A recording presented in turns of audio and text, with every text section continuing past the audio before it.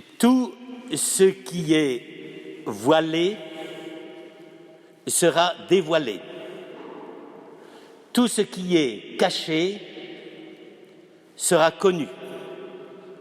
Ce que je vous dis dans l'ombre, dites-le au grand jour. Frères et sœurs, le sujet que je vais méditer avec vous ce matin, ce n'est pas moi qui l'ai choisi, c'est l'Évangile qui nous l'impose. En effet, le problème fondamental de toutes nos sociétés, toutes, quelle que soit leur forme, civile, religieuse, associative, etc., le problème, c'est la vérité. Et s'il y a un problème aujourd'hui qui est à vif dans toutes les communautés, les sociétés humaines, c'est précisément celui-là. Il n'y a rien de voilé qui ne sera dévoilé. Alors je voudrais déjà écarter une compréhension, j'allais dire, bas de gamme, au rabais, mais qui est la plus courante. Cette compréhension, c'est de dire, comme le dit une formule populaire, ça finira bien par se savoir. Dans ce cas, la manière même de comprendre le problème est simple. C'est-à-dire, un jour ou l'autre, ça tombera dans les pattes d'un journaliste de Mediapart, ce qui est de plus en plus fréquent.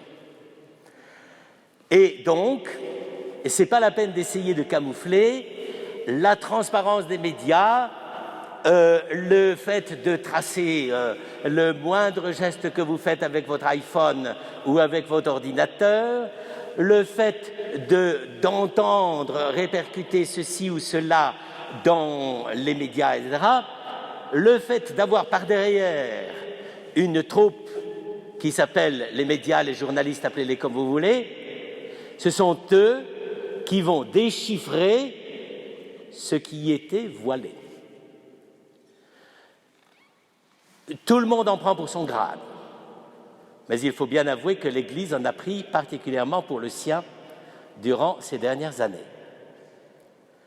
C'est-à-dire que la plupart du temps, on se dit, ben voilà, c'est pas la peine d'essayer de cacher les choses, de toute façon, ça se saura.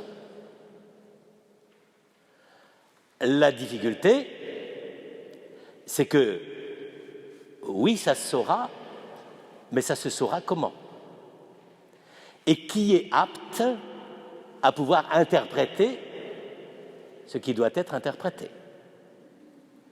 On a l'impression que parfois, la sentence, l'appréciation ou le jugement sont sévères, et d'autres fois, on a l'impression que ça file encore entre les doigts, même de ceux qui se prétendent les plus fiefés et les plus assurés enquêteurs de la vérité.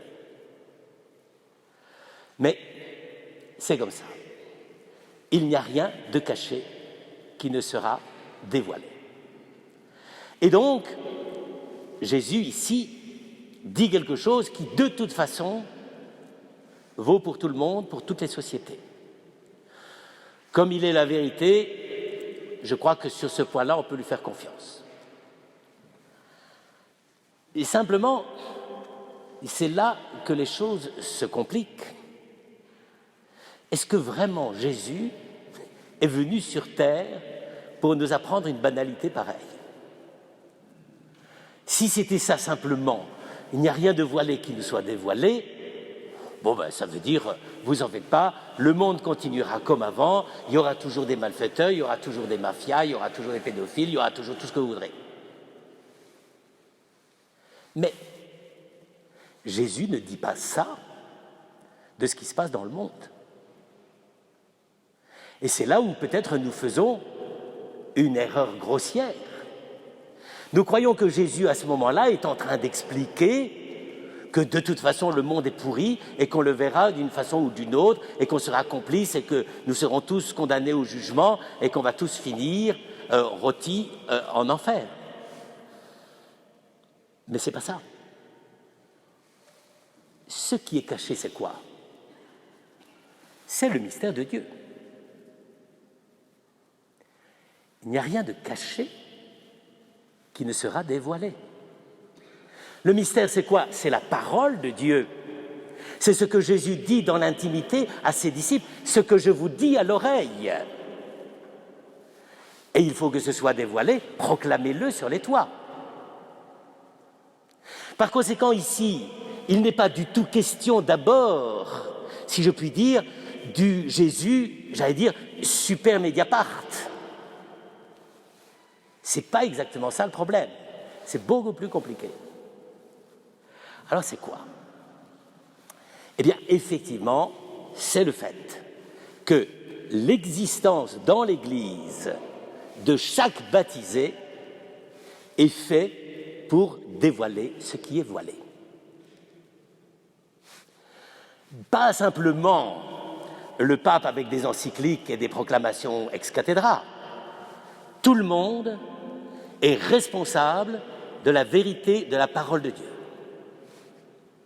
Ça, c'est la première chose. Par conséquent, quand il y a la vérité qui est en jeu, un chrétien, quel que soit son degré dans la hiérarchie, on s'en fiche, est responsable de la vérité dont il a été investi par son baptême. Pas besoin d'avoir fait des études de théologie, d'ailleurs, généralement, ça n'aide pas beaucoup. Pas besoin d'avoir des super compétences d'école journalistique, je crois que ça aide encore un peu moins, mais nécessité de savoir que je suis le porteur de la vérité. Et là, il n'y a pas d'exception. Je vous signale d'ailleurs que c'est pour ça que quand Jésus a voulu montrer le modèle du disciple, il a pris un enfant, précisément parce que la vérité sort de la bouche des enfants.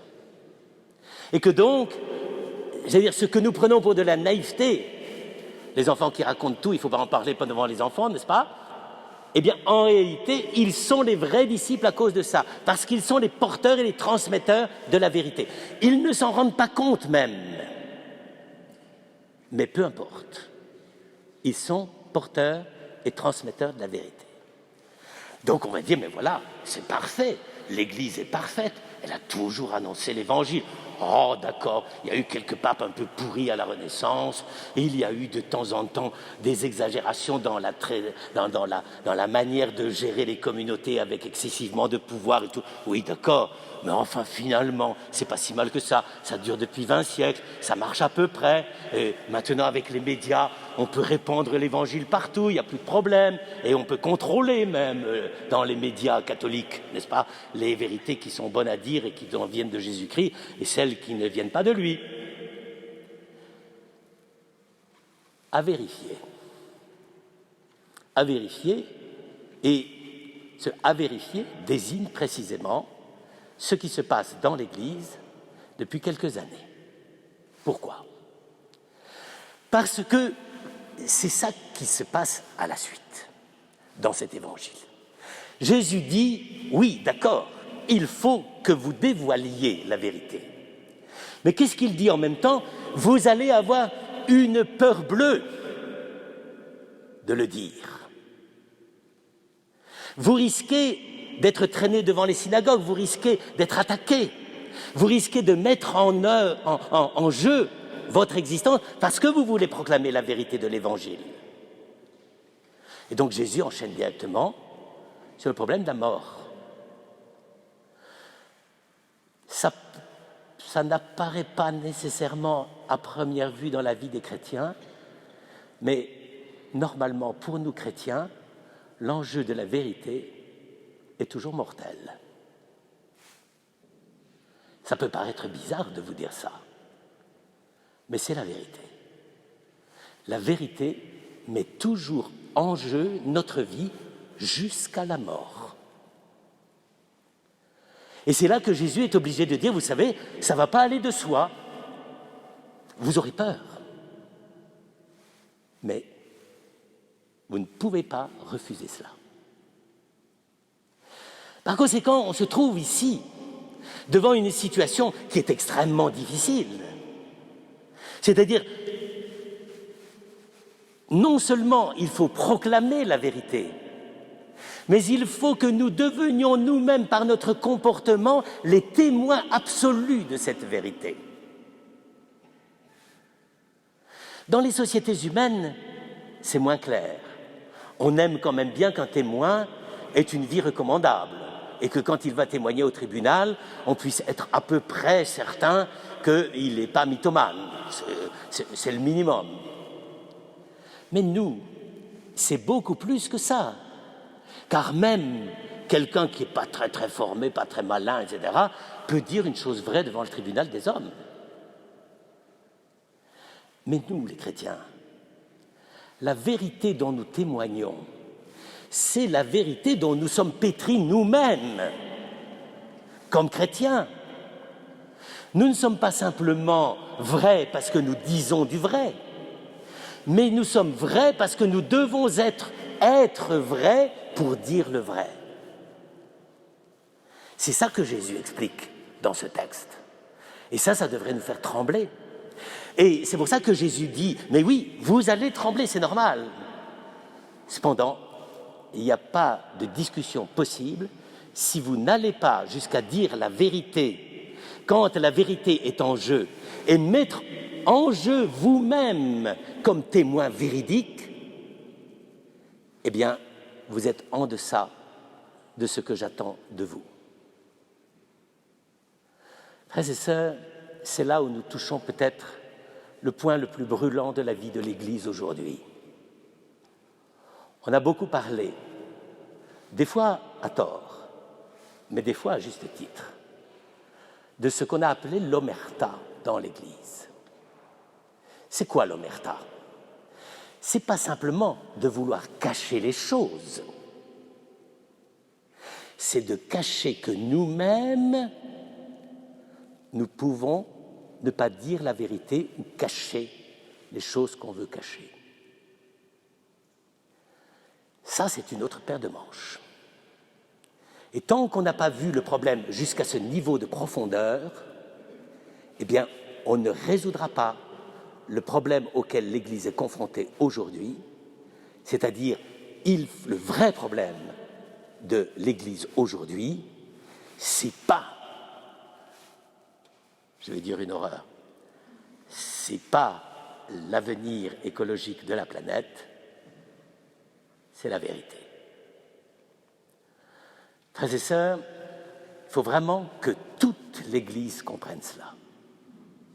Ce n'est pas simplement, j'allais dire, une sorte de diversion, non, précisément, car la vérité nous ramène toujours au cœur, non seulement de Dieu, mais au cœur de nous-mêmes, comme témoins et porteurs de la vérité.